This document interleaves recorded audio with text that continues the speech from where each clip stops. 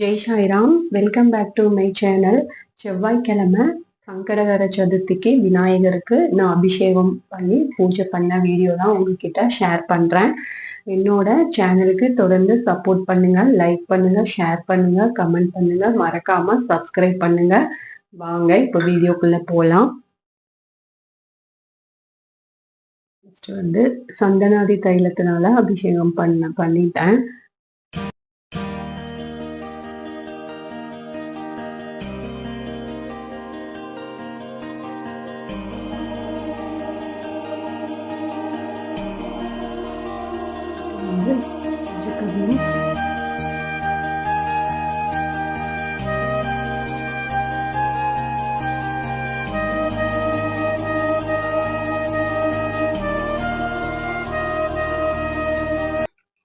அடுத்து பாலால அபிஷேகம் பண்ணிக்கிட்டேன்.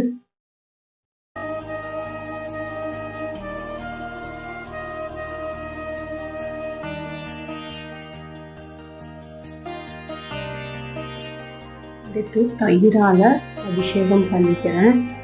இந்த குழந்தை பேருக்காக ட்ரீட்மெண்ட்ல இருக்கிறவங்களா இருந்தாலும் சரி, குழந்தைக்காக நீங்கள் வெயிட் பண்ணிட்டு இருக்கிறீங்க அப்படின்னா அவங்க எல்லாருமே நிச்சயமா வீட்டில் விநாயகர் சிலை இருக்குன்னா நீங்கள் வீட்டையே பண்ணுங்க. இல்லைன்னா நீங்கள் கோயிலில் போய் நீங்கள் தயிர் வாங்கி தாராளமாக தயிர் வாங்கி கொடுக்கலாம் அபிஷேகத்துக்கு.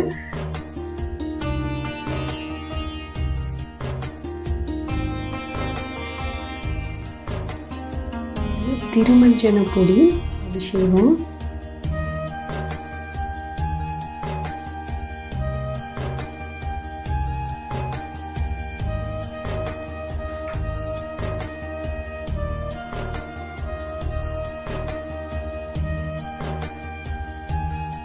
அடுத்து சந்தனத்தால அபிஷேகம் பண்ணிக்கிறேன்.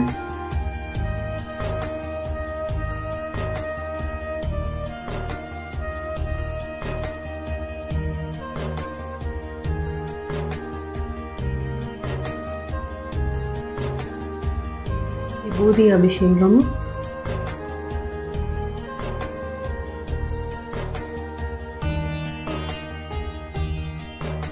விபூதி அபிஷேகம் பண்ணா ரொம்ப நல்லது.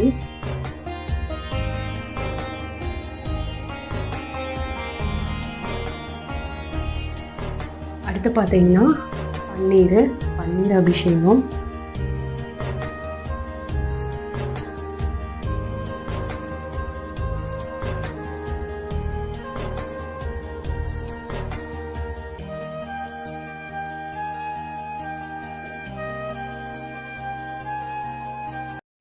இப்போ விநாயகருக்கு அபிஷேகம் பண்ணி முடிச்சதுக்கு அப்புறம் சுவாமி திலக பொடி இருக்குது இல்லையா, அதை வச்சு நம்ம குங்குமம் வச்சு அலங்காரம் பண்ணியாச்சு.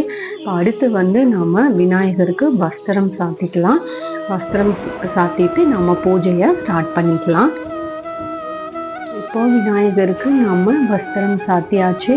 இனி பூக்கள் வச்சு அலங்காரம் பண்ணிக்கலாம். அருகம்புல் இருக்கு, அருகம்புல் வச்சுக்கலாம். இப்போ அருகம்புல் சாத்தி நாம பூ வச்சு அலங்காரமும் பண்ணியாச்சு. இனி அடுத்து நாம பூஜையை ஸ்டார்ட் பண்ணிடலாம். விநாயகருக்கு முன்னாடி ஒரே ஒரு நெய் அகல் தீபம் வச்சிருக்கேன். இந்த அகல் தீபத்தை ஏத்திக்கலாம். இப்போ அகல் தீபம் ஏற்றி வச்சாச்சு. விநாயகர் பெருமானுக்கு இன்னைக்கு நான் என்னால் முடிஞ்சது சிம்பிளாக ஒரே ஒரு ஆரஞ்சு பழம் மட்டும் நைவேத்தியம் வச்சுருக்கேன். நம்மளால எதுவும் முடியுதோ அது நம்ம வச்சுக்கலாம். அதுக்கப்புறம் அர்ச்சனை பண்ணுறதுக்காக அவரோட 108 அஷ்டோத்திர நாமாவளி சொல்லி அர்ச்சனை பண்ணுறதுக்காக அரளிப்பூ கொஞ்சம் வச்சுருக்கேன். அருகம்புல் நான் விநாயகரோட பாதத்தில் சமர்ப்பணம் பண்ணிட்டேன். இப்போ நாம் அர்ச்சனை பண்ணிக்கலாம். இந்த அர்ச்சனை பண்றதுக்கு முன்னாடி நான் ஒரு விஷயம் சொல்லிக்கிறேன். இப்போ சங்கடகர சதுர்த்தி அதுக்காக தான் நம்ம இந்த பூஜை பண்றோம். அப்போ சங்கடகர சதுர்த்தினா என்ன அப்படின்னா, பௌர்ணமிக்கு அடுத்து வர்ற 4ஆம் நாள் தான் சங்கடகர சதுர்த்தி அப்படின்னு சொல்றோம். சங்கடம் என்றால் துன்பம், ஹர என்ன அழித்தல், அப்படி துன்பத்தை அழிக்கும் இந்த விரதம் தான் சங்கடகர சதுர்த்தி.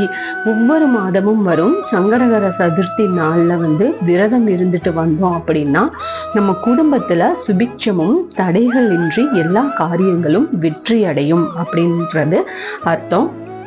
அதாவது ஒவ்வொரு சங்கடகர சதுர்த்தி அன்னைக்கும் நீங்க விரதம் இருந்து விநாயக பெருமான வழிபாடு செஞ்சுட்டு வந்தீங்க அப்படின்னா கண்டிப்பா நீங்க எண்ணிய காரியம் எல்லாமே நிறைவேறும். கண்டிப்பா வீட்டுல சிலை வச்சுதான் வழிபாடு பண்ணணுமா அப்படிலாம் எதுவும் இல்லை. உங்ககிட்ட விக்கிரகம் இருந்தா நீங்க வச்சு அபிஷேகம் செஞ்சு வழிபாடு பண்ணிக்கோங்க. இல்ல எங்ககிட்ட ஒரு போட்டோ தான் இருக்கு அப்படின்னாலும் பரவாயில்ல, தாராளமா அந்த போட்டோவுக்கு நீங்க விநாயகரோட அஷ்டோத்திரம் சொல்லி 108 அர்ச்சனை பண்ணி நீங்க இல்லைன்னா என்ன ஸ்லோகம் தெரியுமோ அதை சொல்லி நீங்க வழிபாடு செய்யலாம். அதுவும் இல்லை எங்ககிட்ட போட்டோவும் இல்லை அப்படின்னு சொன்னீங்கன்னா பக்கத்துல இருக்கிற விநாயகர் கோயிலுக்கு போய் தாராளமா நீங்க போய் உங்க பிரார்த்தனைய வச்சுட்டு வரலாம். இந்த விரதத்தை, இந்த சங்கடகர சதுர்த்தி விரதமானது ரொம்ப எளிமையான விரதம் தான். இந்த விரதத்தை கடைபிடிச்சிட்டு வந்தீங்க அப்படின்னா உங்க நோய்கள் எல்லாமே குணமடைந்து உடல் ஆரோக்கியம் மேம்படும். வாழ்க்கையில தொடர்ந்து பல வகை துன்பங்கள் உங்களுக்கு இருக்கு அப்படின்னா, அதனால கஷ்டப்படுறீங்க அப்படின்னா கண்டிப்பா இந்த விரதம் மேற்கொண்டு வந்தீங்கன்னா சந்தோஷத்தை அடைய முடியும்.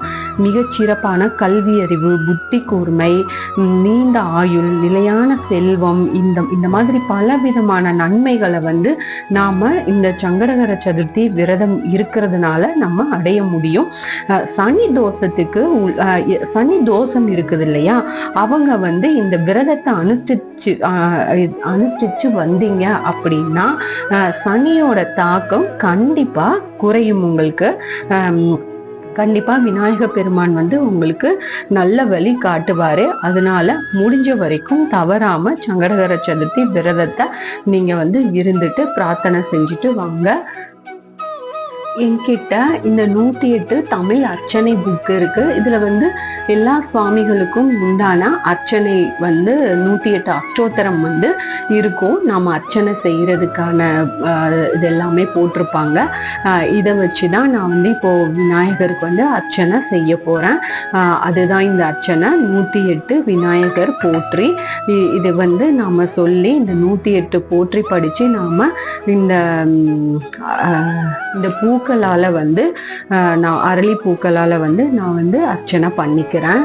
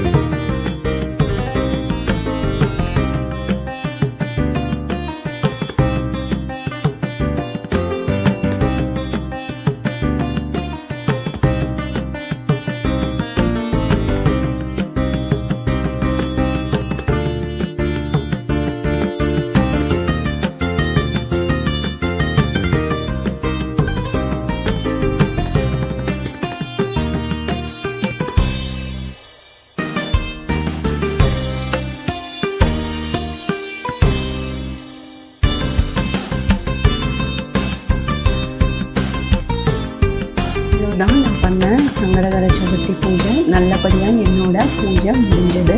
இதே போல் நீங்கள் சிம்பிளாக நீங்கள் செஞ்சுக்கலாம் வீட்டிலையே. கண்டிப்பாக விநாயக பெருமான் நம்ம பூஜையை ஏற்றுப்பார். அதனால் நீங்கள் எந்த பயமும் இல்லாமல் முழு நம்பிக்கையோட விநாயக பெருமாளுக்கு இந்த பூஜையை நீங்கள் செய்துட்டு வாங்க. நிச்சயமாக கண்டிப்பாக உங்கள் காரியம் எல்லாமே வெற்றியடையும், நல்லபடியாக நடக்கும்.